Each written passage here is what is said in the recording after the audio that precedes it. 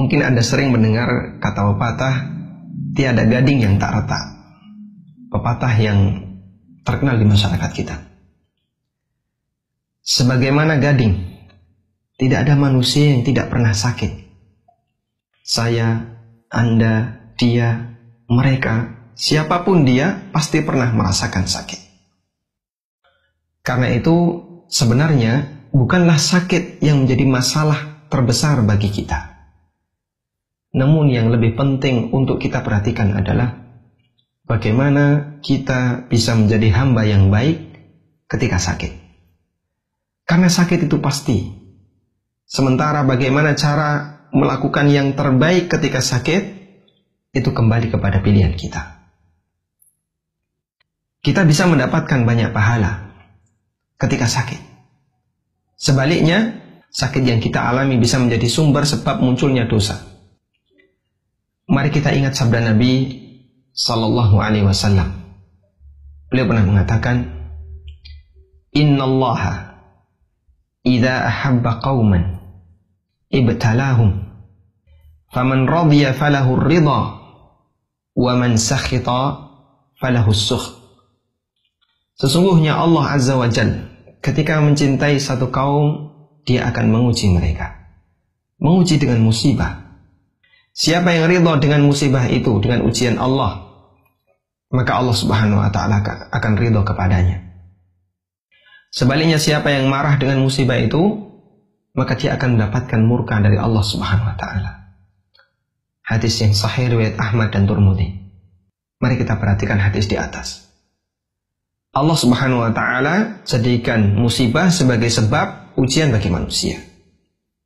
Karena itu sesungguhnya ujian yang Allah berikan kepada para hambanya, hakikatnya didasari kecintaan Allah Subhanahu wa Ta'ala kepada hambanya. Karena seorang hamba akan bisa mendapatkan derajat yang lebih tinggi ketika mereka mendapatkan ujian dan mampu bersabar terhadap ujian tersebut.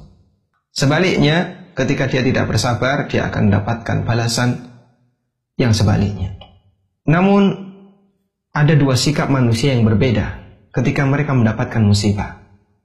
Ada yang memahami musibah itu dengan baik, sehingga dia bisa ridha terhadap ujian yang Allah berikan. Bagaimana caranya? Dia berkeyakinan bahwa ujian itu adalah sumber pahala baginya. Sehingga sama sekali dia tidak merasa telah dizalimi oleh Allah, merasa telah dihina oleh Allah.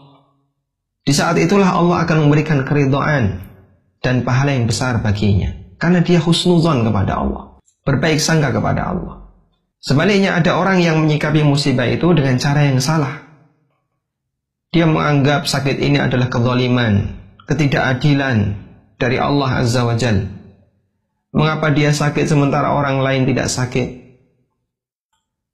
Mereka tidak bisa mendapatkan kenikmatan, atau mengapa dia tidak bisa mendapatkan kenikmatan hidup sementara tetangganya bisa mendapatkan banyak kenikmatan? Dia marah, dia tidak sabar dengan musibah yang dialaminya. Dia suudzon kepada Allah Azza wa Jalla. Sebagai hukumannya, Allah Ta'ala justru murka kepadanya. Bapak, Ibu, Saudara yang budiman, satu pertanyaan yang patut kita renungkan bersama. Ketika orang itu marah atau jengkel dengan musibah yang dia derita, apakah dengan marahnya itu akan bisa menghilangkan musibahnya? Atau misalnya kita bawa pada kondisi orang sakit. Ketika orang sakit itu merasa marah atau dia jengkel dengan musibah sakitnya, apakah dengan itu dia bisa cepat mendapatkan kesembuhan? Kita sangat yakin yang terjadi justru sebaliknya.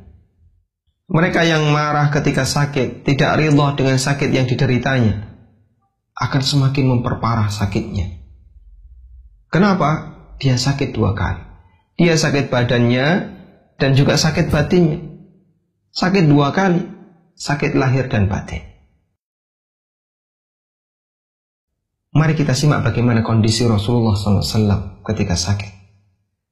Sahabat Abu Sa'id Al-Khudri radhiyallahu anhu pernah mengunjungi Rasulullah SAW yang kala itu beliau sedang sakit.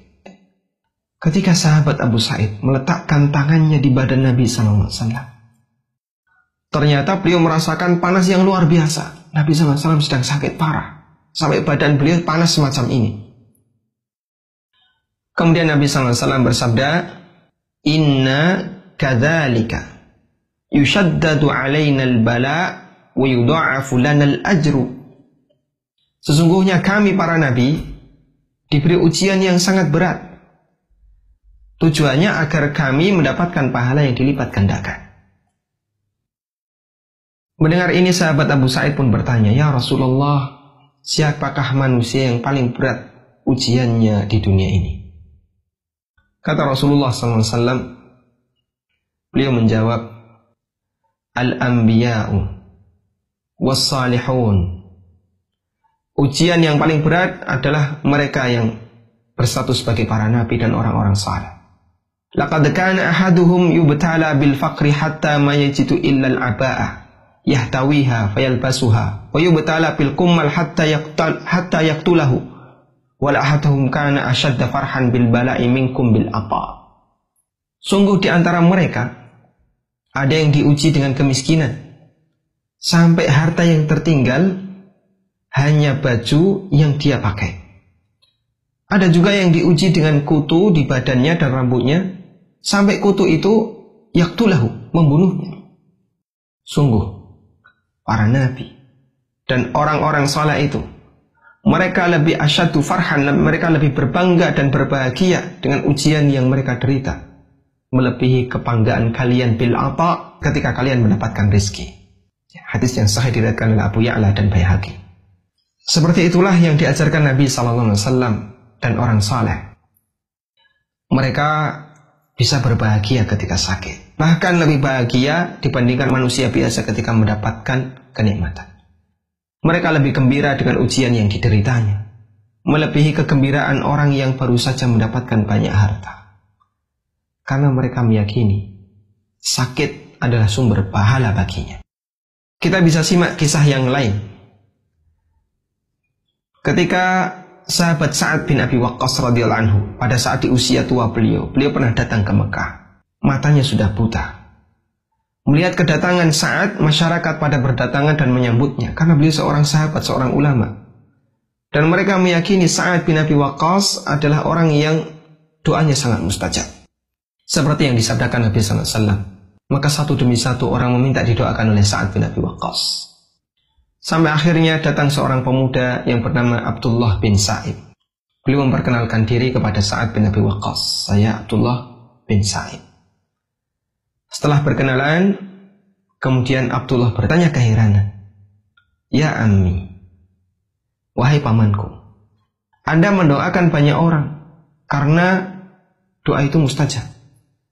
Namun mengapa Anda tidak berdoa meminta kebaikan untuk diri Anda sendiri? Sehingga Allah Subhanahu wa ta'ala mengembalikan penglihatan Anda. Mendengar ucapan ini, Sa'ad tersenyum. Kemudian beliau mengatakan, Ya bunayya, qada'ullahu indi ahsanu min basari. Wahai anakku, keputusan Allah, takdir Allah, aku menerima takdir Allah terhadapku, itu lebih indah dibandingkan mataku. Beliau lebih bangga bisa bersabar menerima takdir daripada Allah kembalikan penglihatannya. Itulah para sahabat, orang-orang soleh, Nabi SAW dan para sahabat. Mereka bangga dengan sakitnya dan musibah yang mereka derita. Insya Allah kita pun bisa melakukannya. Berbahagia ketika mendapatkan musibah, berbahagia ketika sakit. Tinggal saatnya kita sekarang mulai melatihnya. Semoga bermanfaat.